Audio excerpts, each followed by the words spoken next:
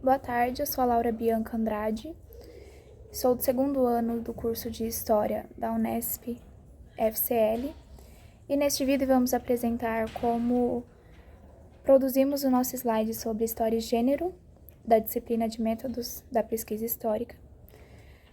Eu começo o slide, a princípio, afirmando que os movimentos feministas são um campo teórico e político porque eles fomentam novas formas de política de conhecimento. Em seguida, eu apresento um vídeo de um produtor cinematográfico que fez um compilado dos anos 1960, que foi quando começou as manifestações feministas, principalmente nos Estados Unidos, mas também na Europa, no Brasil e em outros lugares do mundo, onde é cantada uma música Drop the Mop, da Ruth Batchelor, que foi o primeiro álbum completo do movimento feminista. E em seguida eu apresento uma crítica do jornal New York Times sobre essa música, e nessa reportagem é afirmado que existe uma música que realmente fala sobre libertação feminina, que é uma música de autoria masculina e que fala que a autenticidade da mulher é referente a como ela faz com que o lírico aceite como ele é, o homem, no caso. Mais adiante, eu começo o real enfoque da minha parte, que é discutir o conceito de gênero da historiadora feminista Joan Scott.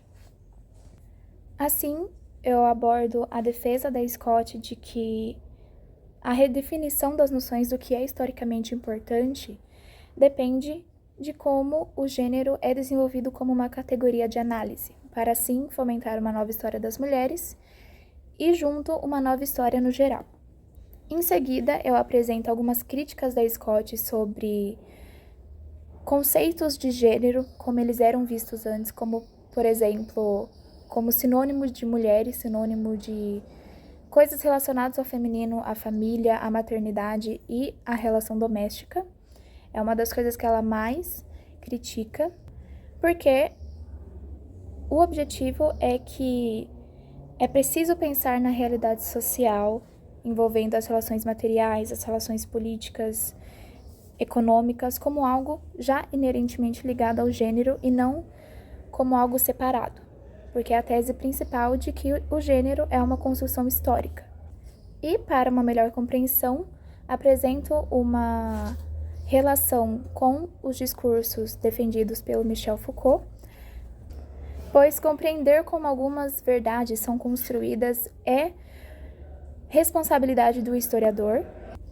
E termino a minha parte com uma citação de Scott de que o gênero tem que ser redefinido e reestruturado em conjunção com uma visão de igualdade política e social que envolve não só o sexo, mas a raça e a classe.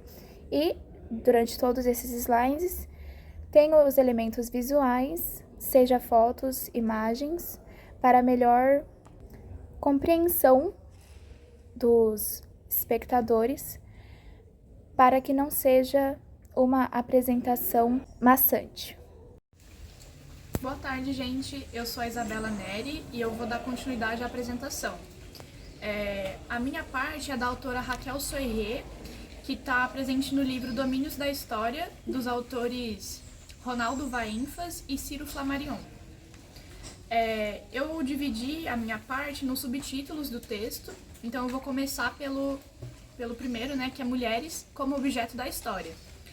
Nesse capítulo, a autora vai falar um pouco sobre como que a história cultural impulsionou a abordagem feminista, né, nos anos 1960 nos Estados Unidos. Depois se estendeu para outros lugares, né, na Europa, no Brasil, mas a princípio foi nos Estados Unidos, quando a Escola dos Análises pôde se desenvolver melhor no século XIX, depois da história positivista, que focou muito numa abordagem política da história, né, militar e tal, e as mulheres nesse contexto, nesse sentido, não se enquadravam, não apareciam nos documentos.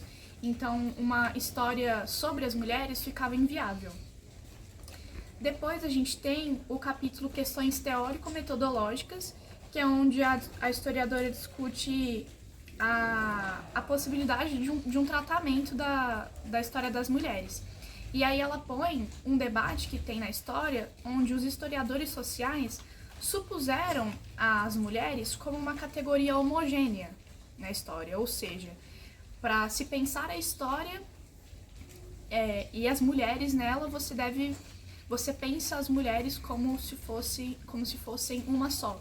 Então, eu, enquanto mulher branca, passo pelos mesmos problemas que uma mulher asiática, ou uma mulher negra, uma mulher indígena, por exemplo, né? Então, ela discute nesse capítulo como que a categoria de gênero, enquanto categoria de análise histórica na historiografia, tem que pensar a interseccionalidade, ou seja, a pluralidade do ser mulher, para que seja possível fazer uma história realmente feminista. Depois a gente tem o capítulo Ação e Luta das Mulheres, que é onde a autora perpassa por movimentos organizados com vistas ao direito de cidadania. Então ela fala sobre o momento onde as feministas na década de 60 estavam preocupadas com a oposição entre a maternidade e o emprego, pelo menos nos primeiros momentos da gravidez. E depois sobre a justiça e a igualdade no domínio profissional. Então elas estavam reivindicando uma posição mais igualitária e justa dentro do domínio profissional naquela época. Aí eu finalizo a minha parte colocando uma discussão que a Soerre tratou, né, que é sobre uma teoria feminista. Ela traz duas vertentes sobre uma teoria feminista na história. A vertente em que pensadoras dizem que não é necessário e outra vertente que dizem que sim é necessário. A vertente em que dizem que é importante existir uma teoria feminista na história, elas afirmam que essa teoria deve existir, mas ela deve existir pensando essa interseccionalidade. Cultura, economia, política, né, os contextos variados de identidade e contexto político, né, de existência que as mulheres vivem.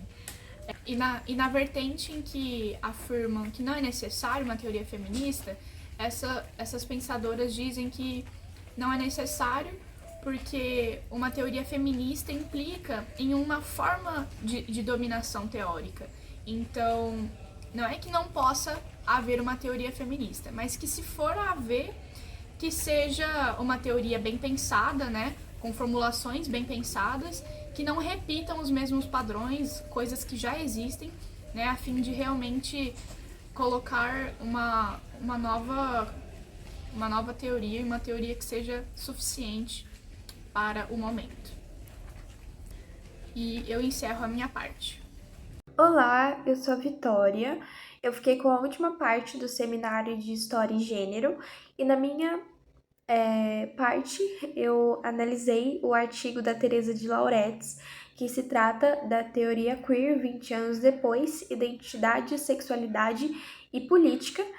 Basicamente, eu busquei aprofundar a minha análise em todos esses 3 arcos, né, de identidade, sexualidade e política, porque ele não é um artigo tão extenso, mas é um artigo que trata de muitos assuntos diferentes. Então, primeiramente, eu analisei como que o termo surgiu e como ele se desenvolveu também gramaticalmente e socialmente. Então, a Teresa de Lauretis, que é a autora desse artigo, ela é uma das pessoas que fundou esse termo e acompanhou o desenvolvimento dele. Então, para exemplificar no meu slide, eu utilizei o filme The Rock Horror Picture Show, que se trata de um homem travesti, considerado também uma figura da comunidade queer.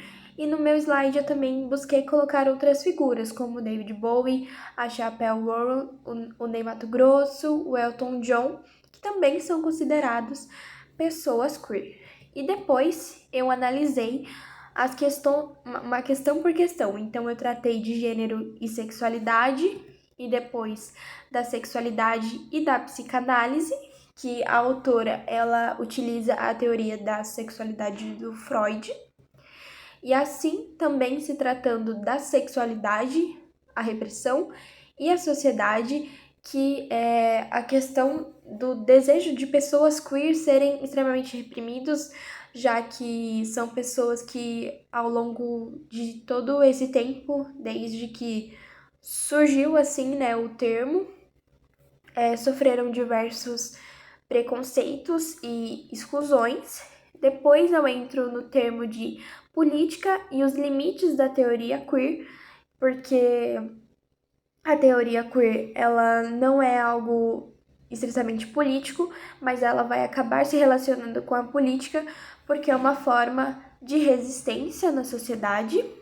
E assim, eu finalizo a minha parte dizendo que a teoria queer, ela contribuiu para a história das mulheres, que é o nosso tema também em geral, porque questionou identidades fixas, revelou complexidade das relações entre gênero e sexualidade, ao mesmo tempo evidenciou tensões entre o que era teoria e prática, e assim, uma forma de se pensar de como a teoria queer questionou diversos termos, né, sendo eles gênero, sexualidade, que historicamente eles eram fundamentais para contribuir, né, às transformações sociais e os conflitos que atravessaram a experiência humana. E assim a autora ela também finaliza o seu artigo.